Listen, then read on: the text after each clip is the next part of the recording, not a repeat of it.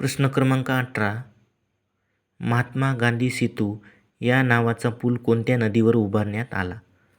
तर गंगा नदीच्या किनाऱ्यावर उभारण्यात आला. काय उभारण्यात आलं?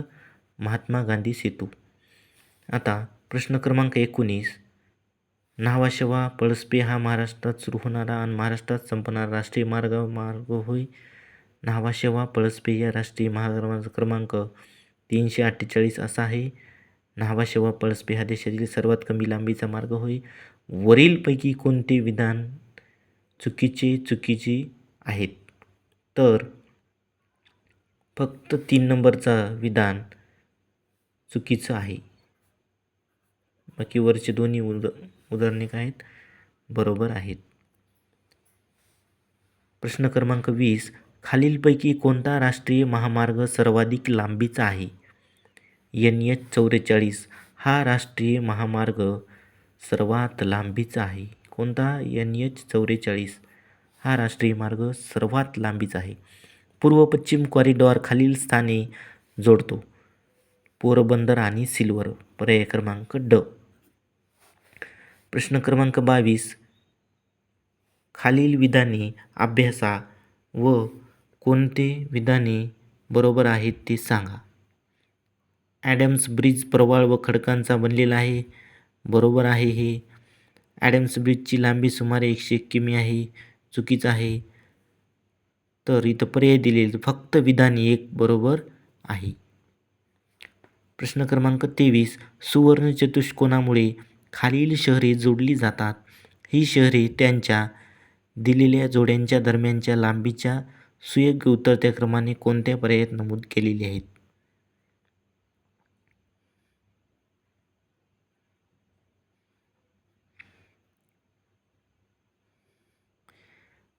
पहिला कोणता जोडी?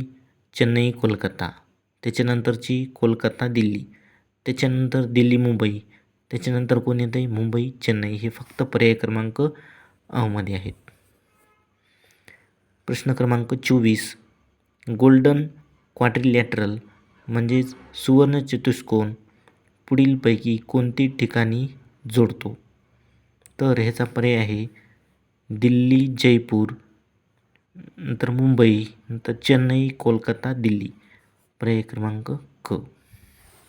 हे तुम्हाला वाचून लिहून काढायचं आहे, म्हणजे कधी विसरणार नाहीत तुम्ही.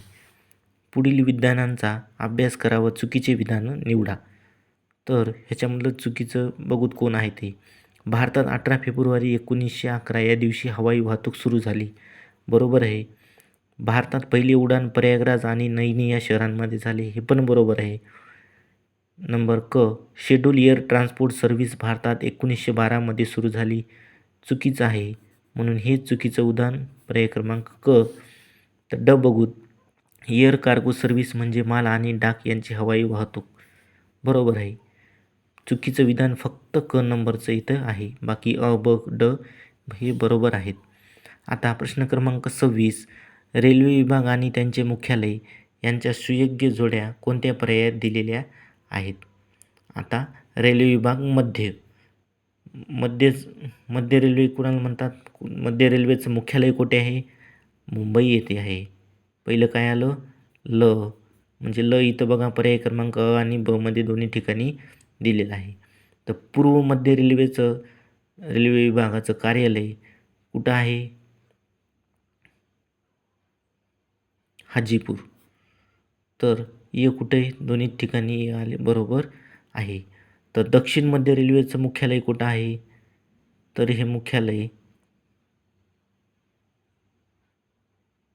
सिकंदराबाद येथे आहे.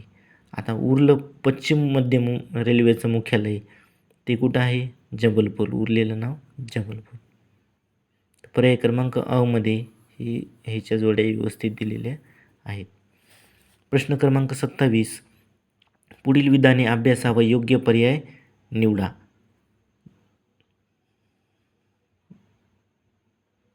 तर कोणकोणते बरोबर आहेत?